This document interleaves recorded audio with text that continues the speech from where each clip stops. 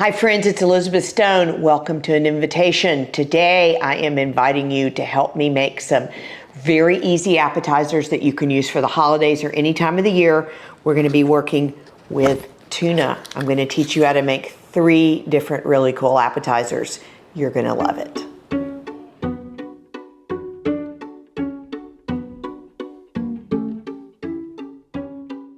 So today I'm going to teach you how to make 3 really amazing appetizers with tuna. I love to work with tuna. It's so easy to work with, so I'm going to show you how to do this. But I'm going to show you this piece of tuna first. This is a frozen piece of tuna. I've cut it in half into a smaller piece, but you'll notice it's a little bit thawed, but it's not completely thawed. It's so much easier to cut tuna, and any fish really, into small pieces when it's frozen or partially frozen, so you always want to do that. It is very easy to find now. We buy tuna from the grocery store in these packets. It comes in a small piece. This is like a 4-ounce piece. You can buy it already done. You just want to make sure that when you're buying tuna to make something that's going to be raw, and all 3 of the items today we're making are raw, you have to buy sushi grade tuna. It's extremely important. And you'll see the other thing about sushi grade tuna, it has this beautiful pink color to it. Okay, so here we go. So for the first one, we're going to make tuna tartare, and I'm going to show you 3 different ways to use the tuna tartare once you've made it. So I've cut up some of the tuna already. I just want to show you it's very, very small pieces. And I'm using gloves because I'm working with fish. You don't have to use gloves. I'm just using them so my hands don't smell like fish. But when you start to cut the tuna, you just want to make small cuts and see how clean it cuts when it's frozen. And then after you do each slice, you're going to come across it and cut the slice in half. So now you have these 2 little strips, and you just cut it into cubes. And see how easy that is to cut. Actually, that piece is a little bit more thawed than I like it, but that's okay. So we'll put that in there, and I'll do one more so you can see it. Again, a very thin slice. Then I just put it on its side, cut it in half this way. And of course, if you end up with a thicker piece of tuna, you could cut it a 3rd time if you needed to, and then just cut it into little bitty cubes. So this is to make tuna tartare. So you want a fairly small dice for this. So now I've got my tuna, and now we're going to make the sauce. So on the sauce, it's very simple also. I have 4 ingredients. I have soy sauce, sesame oil, rice wine vinegar, and sriracha sauce. And it's all 4 of the ingredients in about the same quantity. So it's a couple of tablespoons of each item. So I'm just going to pour them all together. And the thing is, when you're doing tuna tartare, you want to make the sauce and make it ahead of time, but you don't want to put it onto the tuna until right before you're ready to serve it. And this is the sriracha. If you don't like it quite as spicy, you can use a little bit less sriracha. Sriracha has a nice little kick to it. So I'm just going to stir this up. If you're doing this at home and you're not ready to serve, stop at this point, put it in the refrigerator. When you're ready to serve, then you want to pull it out, and we're going to just pour this right on top of here. Doesn't quite need all of it. And I'm going to mix it in, because what's going to happen is the acidity in the sauce is going to start to cook the tuna so that it is not completely raw. But you don't want to leave it in there for a long time, because then it won't, it'll be too cooked. All right, so now I've got my tray here. And I'm going to show you the first preparation that we're doing is this really neat, it's a cone. We buy these cones. They're not easy to make. You can make them at home, but this is a black sesame seed cone. So we go ahead and put the tuna right inside there and fill it in so it fills up that cone. Look how fun that is. Isn't this a fun item? And we set it right on top of that arugula. So I'm going to fill a couple of these with this tuna tartare. And you can make these like 20, 30 minutes ahead. You just don't want to make them 2 or 3 hours ahead, because then the cone gets soggy and the fish gets too cooked. And then what I usually do to garnish this is just put a little dab of avocado on top. So I have taken a half of an avocado, as you can see, and I'm just going to make some slits in it. Really thin slits. Be careful not to cut all the way through the skin so you don't cut your hand. I've done that many times. And I just come back and I'm making a little crisscross here. So what's gonna happen is when you use a spoon to pull this out, you end up with these nice little bitty pieces. And so we're just gonna put a little avocado right on top of each one of these. And now we finished this item. Okay, so now we're gonna make the next item. So now I have these little wonton chips. You can make these. These are very simple. You buy the wonton wrappers at the grocery store. We cut them into these small sizes, and then you just put them in the fryer in some oil in a skillet or in a deep fryer for maybe 15 seconds. And then you get these nice, cute little chips. So I'm gonna put these down. And these are a great base for all different kinds of appetizers. And then let me turn the tray around so you can see this better.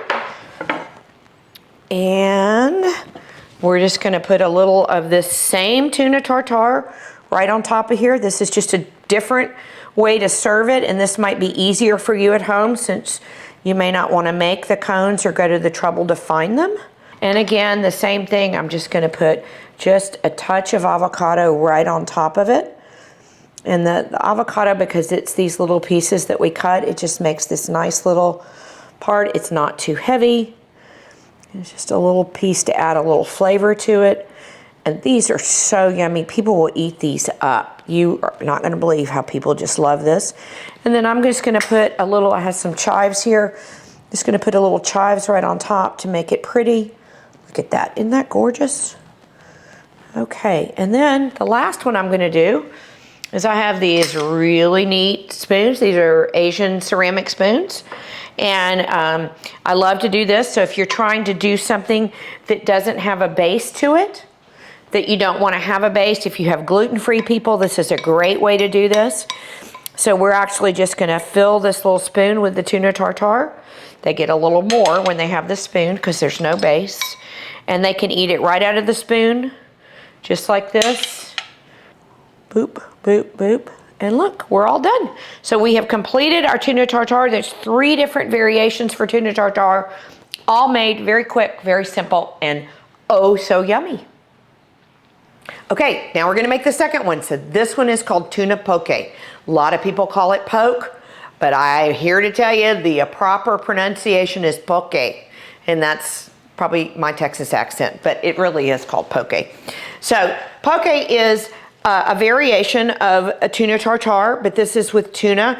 Now you'll notice I've cut this a little bit bigger dice. Okay, so traditionally it has a little bit bigger dice. I'm gonna show you the same way we cut the other one, but I'm just gonna cut it a little bit thicker.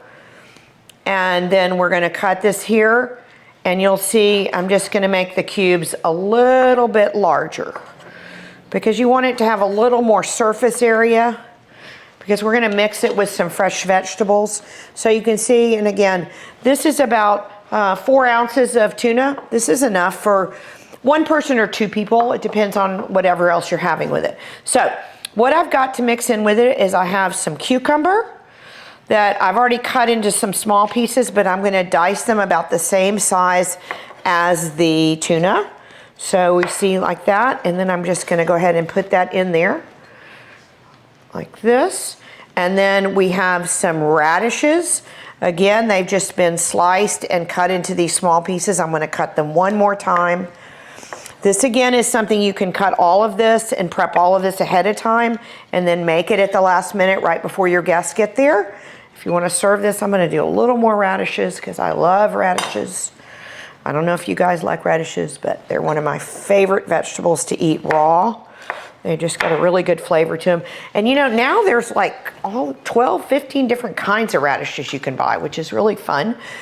And then got some red onion here. And again, it's sliced small, and I'm just gonna go ahead. Nobody wants a big chunk of red onion, so you can see I'm gonna cut this much smaller into much littler pieces. So you get the flavor of the red onion, but that you're not getting the big chunks of red onion. So we're gonna just put that in there now. Okay, and now you can see also how pretty that's starting to look. And then I've got some chives I'm gonna put in. So we put some chives in there like that. And then I have made a sriracha aioli. So sriracha aioli is just a fancy name for sriracha and mayonnaise mixed together. Aioli is an Italian term for mayonnaise. So if you want to make it sound fancy, call it sriracha aioli, or just call it mayonnaise and sriracha. Either way, just put a nice big dollop of that in there, and this is what's going to give it the flavor. And we're going to mix that up like this. Doesn't that look yummy? Now, if you want it to be a little more spicy, you could add a little more sriracha to it. If you want it to be a little more salty, you could still add some soy sauce to it. But this is a poke that's almost like a salad. So it's like a tuna salad. So what I'm gonna do is we're gonna serve it. I'm gonna serve this in the same spoons that I put the tuna tartare in. But you could also serve this on a lettuce leaf if you wanted to serve it just by itself for a luncheon. Or you could put it in a bowl and stack it with, you know, brown rice and some other things that you might want to put in a bowl. But I'm going to put this right here in the spoon. I have to put that other one there. Look how pretty that is. Okay, so that's that. Let me put a little chives on top to finish it. Look how pretty that is. And then I love to put chives on the platter because look, doesn't that make it look nice with the chives on the platter? And then we're going to finish this with those same wonton chips that we had, but I'm going to break them in half. Well, I didn't do a very good job of that, so I'm going to break them in half. Maybe I won't break them in half. It didn't look right, did it? Sometimes you just have to play with it and figure out what's going to make it look right. So I didn't like them in half, so I'm going to use them whole and just garnish it out with that. And now we're done. Voila. Okay, now we're going to do the last one. This one is easy also. This is called seared tuna. I call it our seared tuna stack. So you get to see it in a minute, but first we have to sear the tuna. So I have a skillet here. You can see, maybe you can see the smoke coming off of it. I want to get it fairly hot, okay? And then I'm going to pour a little bit of oil in here. There you go, just a little bit.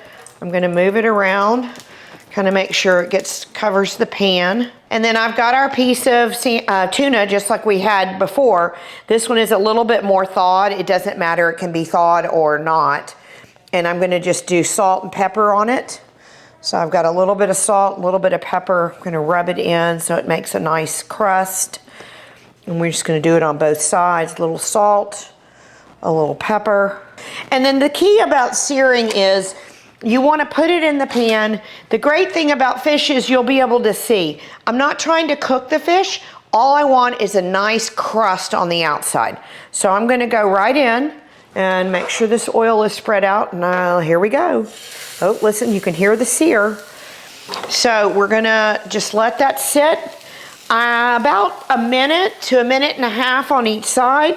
The mistake that people make is they want to move it. If you want to get that nice black, not blackened, but dark, nice sear on it, you want to let it sit and not move it. And you can see now how it's starting to cook the fish on the edge here. That's fine. We're okay with it cooked. I don't want that to get too thick because I really want the tuna to be raw on the inside.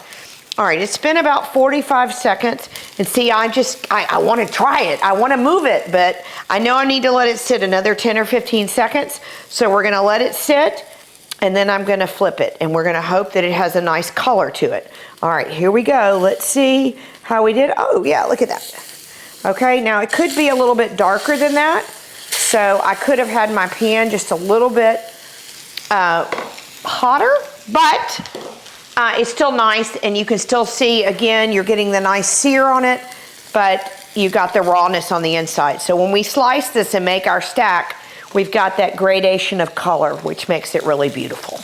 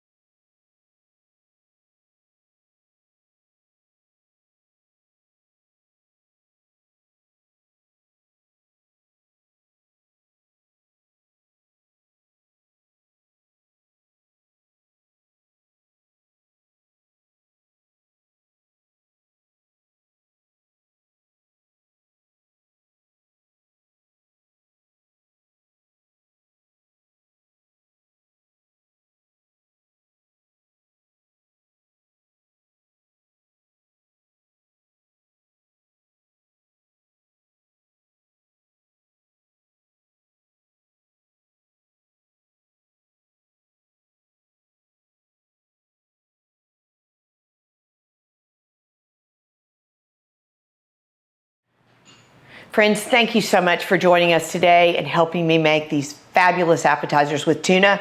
Just to remind you, we started with the tuna tartare. We've got 3 different applications: on the spoon, on the chip, and in the cone. Then we did the tuna poke, which we did in these spoons with a garnish of the wonton chip. And then we finished with my seared tuna stack, which has got the avocado and the orange in it. They all turned out gorgeous. I hope you get to enjoy them. I just want to thank you and say, don't forget, we're here to help you make entertaining easy for you. Always have fun, always make it easy, and most importantly, enjoy the experience. Cheers. And now I'm going to get to eat one of